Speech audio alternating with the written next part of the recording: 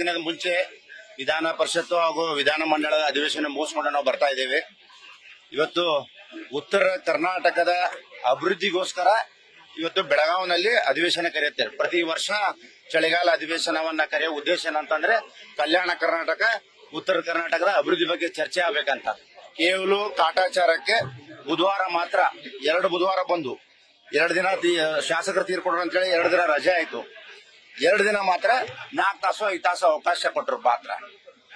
ಇವತ್ತು ನೋಡಿ ಕಾಂಗ್ರೆಸ್ ಸರ್ಕಾರ ಈ ಅಧಿವೇಶನ ಕರೆದಿದ್ದ ಉದ್ದೇಶ ಏನಂತಂದ್ರೆ ಈ ದ್ವೇಷ ಭಾಷಣದ ಒಂದೇನು ಮಸೂದೆಯನ್ನು ತಗೊಂಡಿದ್ರಲ್ಲ ಅದನ್ನ ಪಾಸ್ ಮಾಡಕ್ ಕರೆದಿದ್ದಾರೆ. ಇನ್ನ ಇಂಡೈರೆಕ್ಟ್ ನಮ್ಮ ಕರ್ನಾಟಕ ರಾಜ್ಯಕ್ಕೆ ಎಮರ್ಜೆನ್ಸಿ ಘೋಷಣೆ ಮಾಡ್ತಾ ಇದ್ದಾರೆ.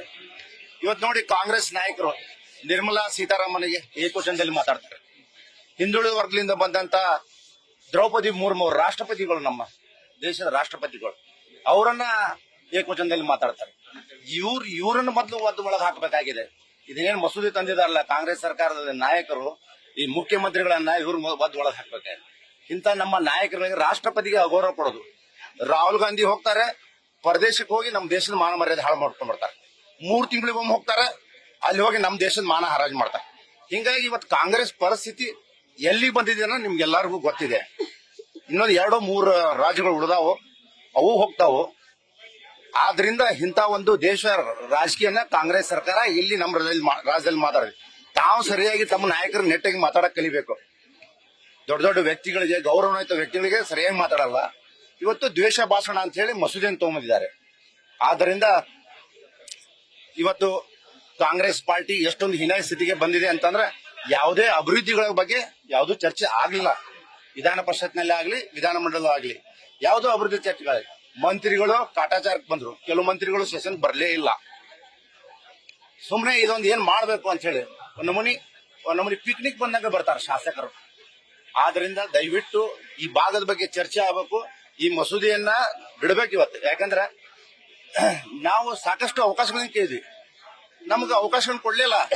ಮಾತಿಗೂ ನಮ್ಮ ವಿರೋಧ ಪಕ್ಷದವರು ಎದ್ದು ನಮಗ ಸರ್ಕಾರದ ಪಕ್ಷದವರು ಎದ್ದು ನಮಗ ವಿರೋಧ ಪಕ್ಷದವರಿಗೆ ಅಡಚಣೆಗೆ ಮಾಡಿದ್ರು. ನಾವೆಲ್ಲರೂ ವಿಧಾನ ಪರಿಷತ್ನಲ್ಲಿ ಬಾವಿಗಿಳಿದ್ವಿ, ಅಲ್ಲಿಯೂ ಬಾವಿಗಿಳಿದ್ರು ನಮ್ಗೆ ಅವಕಾಶ ಮಾಡಲಾರ್ದೆ ಇಮಿಡಿಯೇಟ್ ಅದನ್ನ ಬಿಲ್ ಪಾಸ್ ಮಾಡ್ಕೊಂಡ್ರು.